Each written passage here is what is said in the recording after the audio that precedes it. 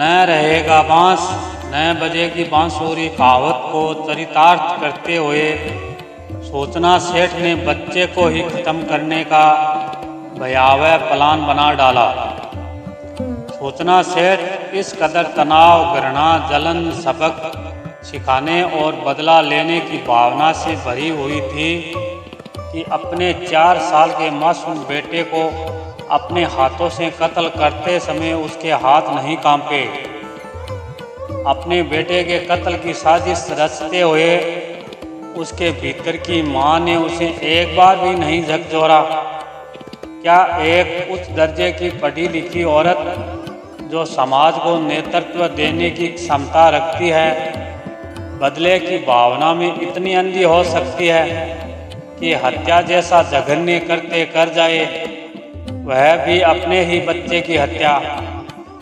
अगर आप पहली बार हमारे चैनल पर आए हैं तो चैनल को सब्सक्राइब जरूर कर लेना, वीडियो को पूरा ध्यान से देखना और पसंद आए तो एक लाइक करना। आईने के सामने की सतह जितनी साफ और चमकदार नजर आती है, उसके पीछे का हिस्सा उतना ही बदरंग, काला और खुरदरा होता है। सूचना सेठ की जिंदगी भी उसी आईने की तरह थी, आगे से चमकदार और पीछे भयावह कालिमा समेटे हुए।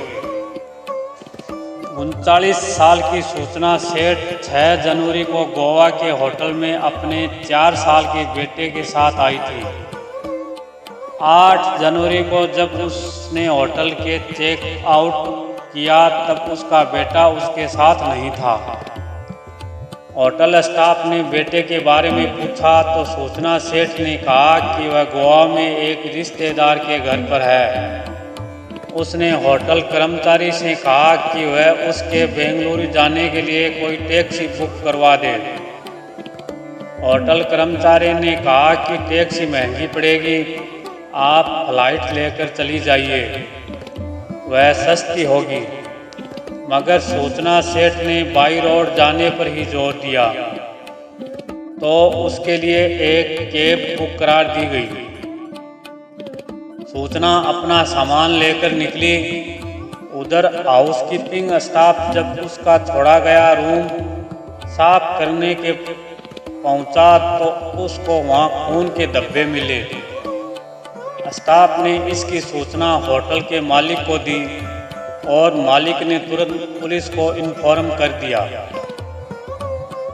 पुलिस ने तुरंत उस कैब ड्राइवर को फोन लगाया और कोंकणी भाषा में बात करते हुए उससे कहा कि जिस मैडम को वह लेकर जा रहा है उसको बताए बिना वह कैब को कर्नाटक के चित्रदुर्ग पुलिस स्टेशन ले जाएं।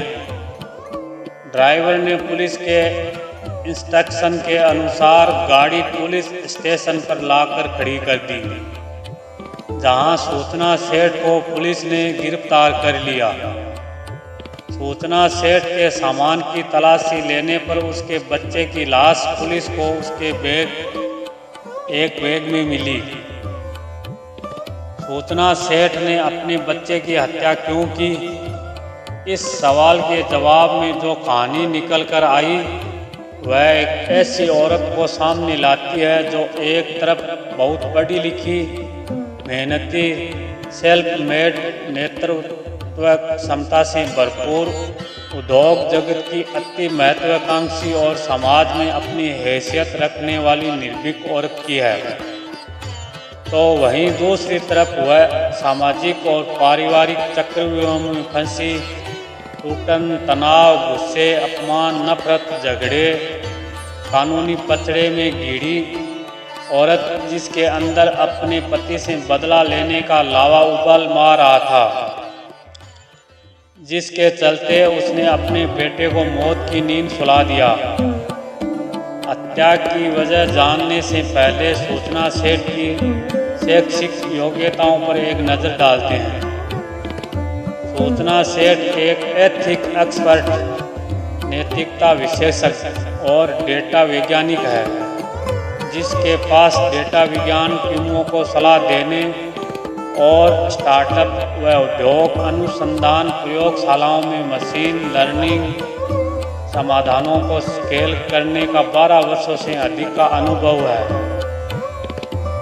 वह AI एथिक्स सूची में 100 प्रतिभाशाली महिलाओं में से एक है।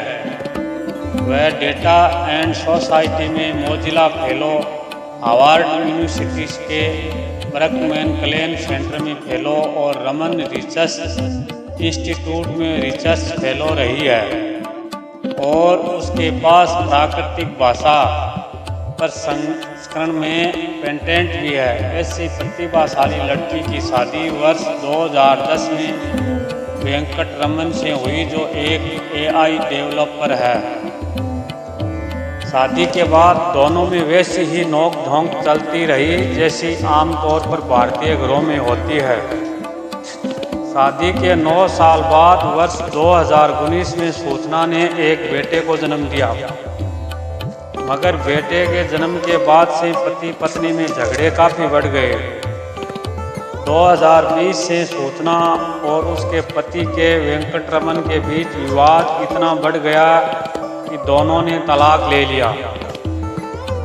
कोर्ट ने बच्चे की कस्टडी सूचना सेठ को दी और आदेश दिया था कि वेंकटरमन अपने बच्चे से हर रविवार को मिल सकता है। मगर सूचना अपने पति वेंकटरमन से इतनी नफरत करने लगी थी कि वह नहीं चाहती थी कि वह अपने बेटे से मिलने आए और उसकी नज़र उस पर पड़े। इस नफरत ने उसकी बुद्धि कुंद कर दी और वह एक ऐसे जघन्य अपराध की तरफ बढ़ गई जिसको सुनकर एकदम मुंह से यही निकलता है, यह कैसी माँ। न रहेगा बांस न बजेगी बांसुरी कहावत को चरितार्थ करते हुए सूचना सेठ ने बच्चे को ही खत्म करने का भयावह प्लान बना डाला। उसने अपने बेटे को गोवा घुमाने का प्रलोभन दिया। 4 वर्ष का मासूम बालक घूमने की बात सुनकर आनंदित हो उठा। सूचना बेटे को साथ लेकर गोवा गई और वहां होटल के कमरे में उसका कत्ल कर लाश ठिकाने लगाने के उद्देश्य से बैग में भरकर टैक्सी से बेंगलुरु के लिए रवाना हो गई। यह तो होटल स्टाफ की तेज तरारी काम आ गई और सूचना को बीच राह में ही पुलिस ने लाश के साथ दबोच लिया। यह आपराधिक घटना भारतीय समाज में विवाह संस्था में भर चुकी सड़ांस, मनुष्य के नैतिक पतन, मानवीय गुणों और सहनशीलता के हास्य और महत्वाकांक्षाओं के टकराव को उजागर करती है। ऐसी तमाम कहानियाँ भारतीय समाज में बहुत तेज़ी से बढ़ रही है, जहाँ माँ बाप के बीच चल रहे झगड़े का खामियाजा उनके मासूम बच्चों को उठाना पड़ रहा है। माँ बाप की रोज़ रोज़ की लड़ाइयों का ही असर है कि उनके बच्चे उग्र स्वभाव के और आपराधिक गतिविधियों में लिप्त हो जाते हैं। घर के सदस्यों को बीच तनाव बच्चों को शराब और ड्रग्स की तरफ धकेल रहा है।